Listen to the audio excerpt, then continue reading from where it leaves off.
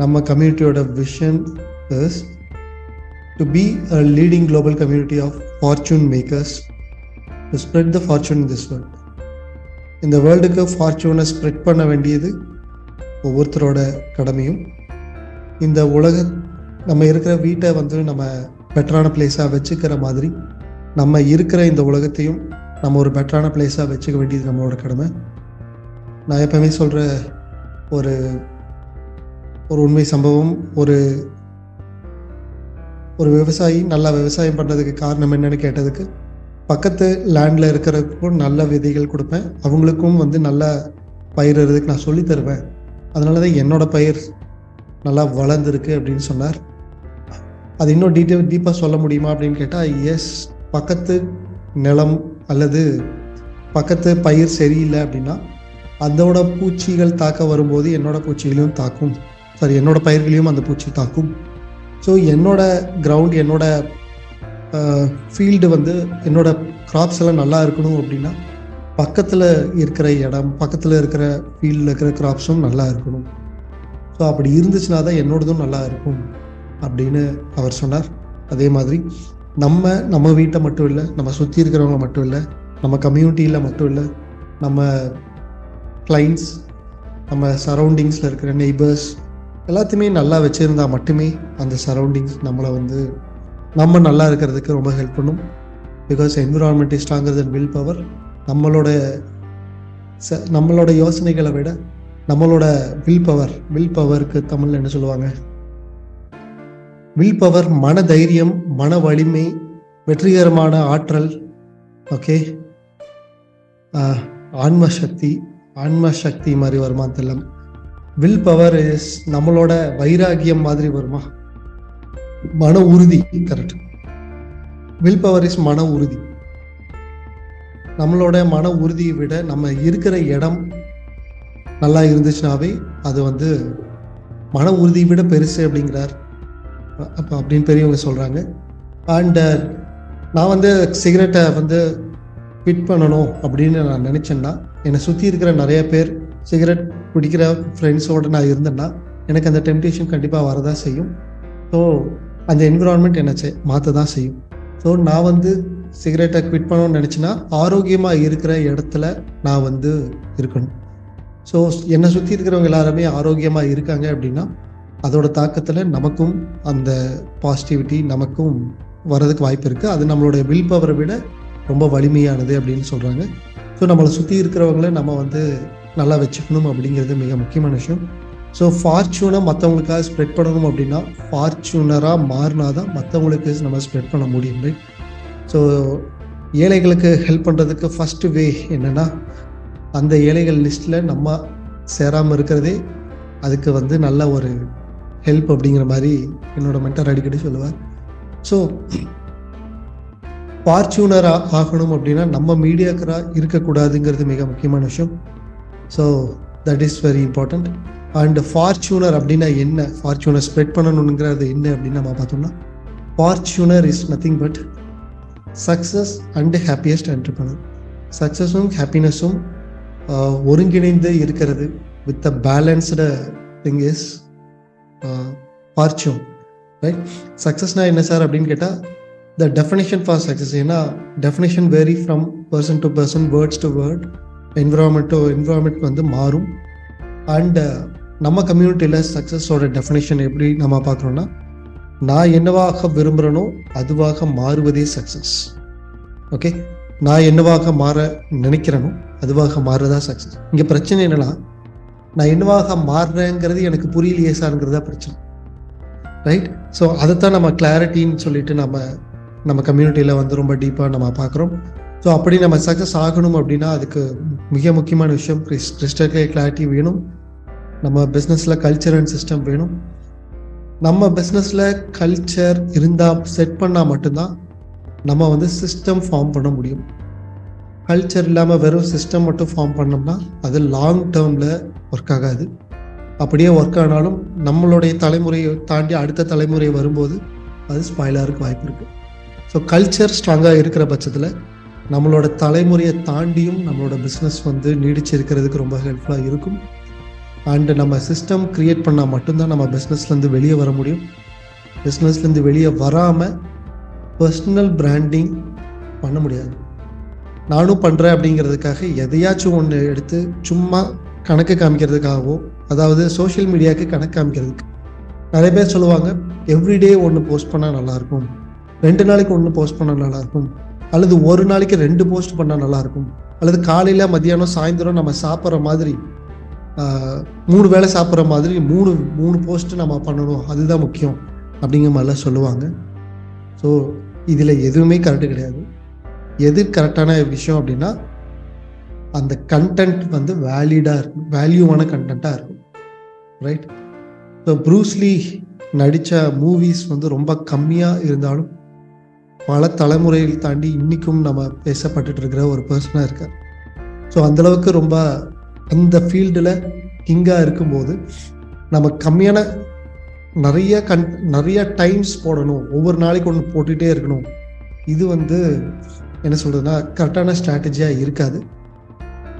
Frequency ஒரு முக்கியம், but அவ்வளவு முக்கியம் கிடையாது. So first very important is the content. அந்த கண்டென்ட்டில் இருக்கிற இன்டென்சிட்டி, அந்த இன்டென்சிட்டியில் இருக்கிற அந்த டார்கெட் ஆடியன்ஸுக்கு நம்ம கொடுக்குற value is very important.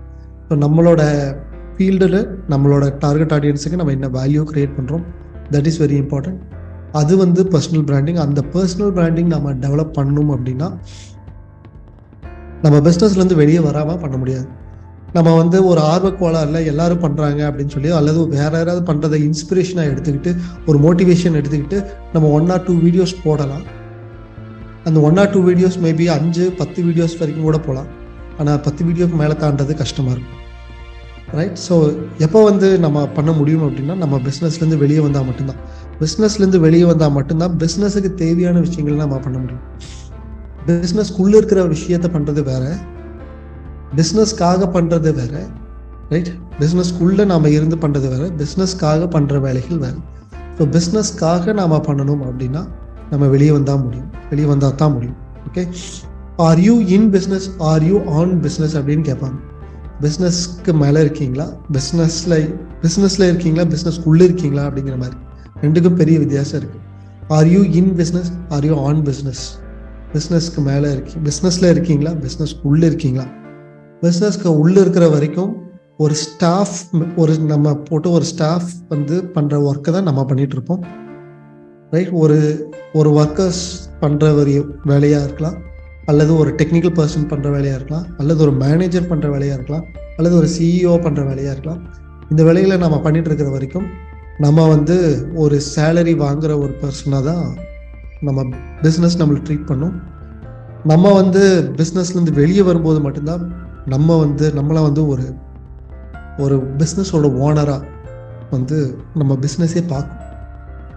Right? அப்போது நம்ம பிஸ்னஸ்லேருந்து வெளியே வரணும் அப்படின்னா நம்ம பிஸ்னஸில் சிஸ்டம் க்ரியேட் பண்ணியிருக்கணும். பிஸ்னஸில் சிஸ்டம் க்ரியேட் பண்ணணும்னா கல்ச்சர் இருந்தால் மட்டும்தான் பண்ண முடியும். ஸோ பிஸ்னஸில் கல்ச்சர் இருக்கணும்னா அதுக்கு கிளாரிட்டி இருந்தால் மட்டும்தான் அது முடியும். So step by step process. Multi stream of income create பண்ணணும் அப்படிங்கிறது ஒவ்வொரு என்டர்ப்ரனரோட ஒரு ட்ரீமாக இருக்கும். Multi stream of income, multiple businesses வேறு, மல்டி ஸ்ட்ரீம் ஆஃப் இன்கம் வேறு. பெரும்பாலான மக்கள் மல்டிபிள் பிஸ்னஸஸ் பண்ணுறதை பெருமையாக நினைப்பாங்க. நிறைய பேர் மல்டிபிள் பிஸ்னஸஸ் பண்ணுறவங்கள பார்த்து பொறாமையாக கூட பார்ப்பாங்க. அதில் ஒரு பர்சனாக நான் இருந்தேன். நிறைய பேர் வந்து பல பிஸ்னஸஸ் பண்ணும்போது நான் வந்து பொறாமையாக பார்த்தேன். அந்த பொறாமையாக பார்த்ததோட விளைவு என்னென்னா, நானும் மல்டிபிள் பிஸ்னஸஸ் பண்ணணும்னு நான் ட்ரை பண்ணேன். ஸோ நான் பண்ணும்போது நிறையா மல்டிபிள் பிஸ்னஸஸ் பண்ணிகிட்டு இருக்கும்போது என் வீட்டில், என்னோடய ஸ்டாஃபுக்கிட்ட, என்னோட காம்படிட்டர்ஸ் கிட்ட, என்னோட கிளைண்ட்ஸுக்கிட்ட, என்னோட சொந்தக்காரங்கிட்ட, எஸ்பெஷலி சொந்தக்காரங்கிட்ட, அதுக்கப்புறம் என்னை பார்த்து என்னை வெறுக்கிறவங்க அண்ட் நான் வெறுக்கிறவங்க, ஓகே, இவங்களை எல்லாத்துக்கிட்டையும் நான் நிறைய பிஸ்னஸை காமிக்கிறதுக்கு ரொம்ப பெருமையாக இருந்துச்சு. ஆனால் உள்ளுக்குள்ளே படுற வழி எனக்கு மட்டும்தான் இருந்துச்சு. ஓகே, இத்தனை பிஸ்னஸில் பண்ணுறோம், என்கிட்ட பேங்க் அக்கௌண்ட்டு கூட நிறையா இருக்குது, ஆனால் அதில் பணம் ரொம்ப கம்மியாக இருக்குது. எல்லா பேங்க்கையும் சேர்த்துனா கூட பெரிய அமௌண்ட், ஒரு ஃபேவரபுளான அமௌண்ட் வரமாட்டேங்குது அப்படிங்கிற மாதிரி உண்டான யார் வந்து இந்த மாதிரி சில பீப்புளை யாராவது நீங்கள் பார்த்து நிறைய பிஸ்னஸஸ் பண்ணுவாங்க. எல்லாத்துலேயுமே அரைகுறையாக இருக்கும், எல்லாத்தையுமே டீப்பான ஒரு ஒரு இது பண்ண மாட்டாங்க, ரைட்? ஒரு டீப்பான ஒரு சொல்யூஷன் கொடுத்துருக்க மாட்டாங்க. ஆனால் வெளியே மட்டும் நிறைய பிஸ்னஸஸ் பண்ணுற மாதிரி ஃபிலிம் காட்டிக்குவாங்க, ரைட்?